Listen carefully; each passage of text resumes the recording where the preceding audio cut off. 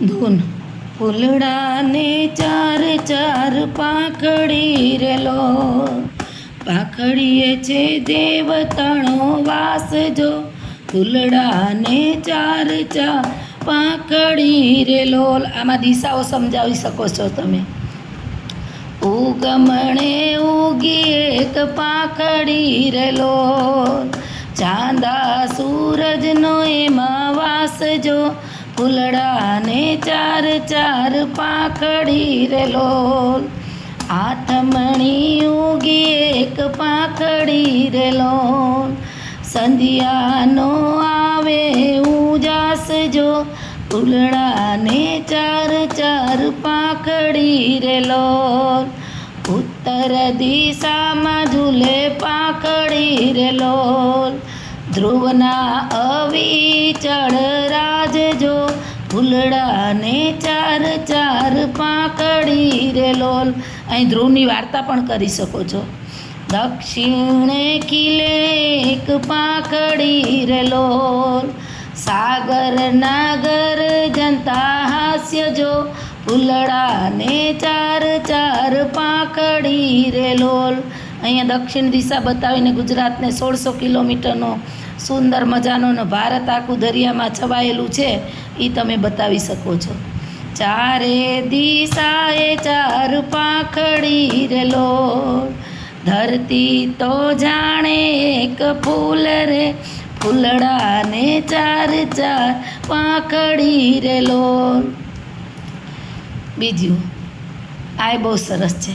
નમો ગણેશ દેવ નમો હનુમંતા, નમો ગણેશ દેવ નમો હનુમંતા, બબ્બે યોધામાં કોણ બળવંતા, ગણેશજી કહે મારે ચૂરમાના લાડુ, હનુમાનજી કહે મારે તેલ જોઈએ જાજુ, ગણેશજી કહે મારે જનોઈના જોટા, હનુમાનજી કહે મારે આકડાની માળા, ગણેશજી કહે મારે રીતિ સીધી નારી, હનુમાનજી કહે હું તો બાળ બ્રહ્મચારી. નમો ગણેશ દેવ નમો હનુમંતા. બે વિરલ વ્યક્તિત્વ છે, એના વિશે તો માહિતી આપીએ એટલી ઓછી છે, પણ બાળકોની કક્ષા જોઈને થોડી થોડી માહિતી આપીને બાળકોને અત્યારે ખાસ આસ્તિક બનાવવાની જરૂર છે. નાસ્તિક થઈ ગયા છે ફોન આવતા, માનતા જ નથી. તો થોડુંક એ પણ આપણે શીખવીએ. આ બહુ સરસ છે કે ભગવાનને કયા કયા રૂપે આપણે બોલાવી શકીએ છીએ.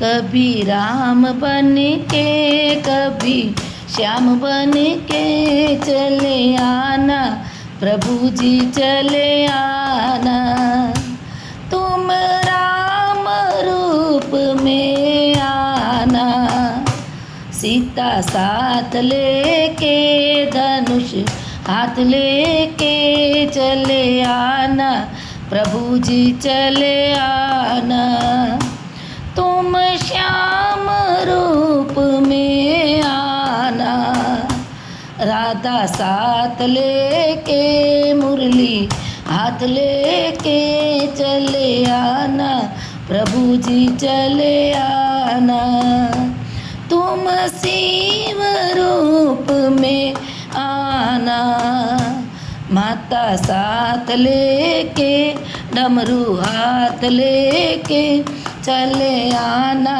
प्रभु जी चले आना.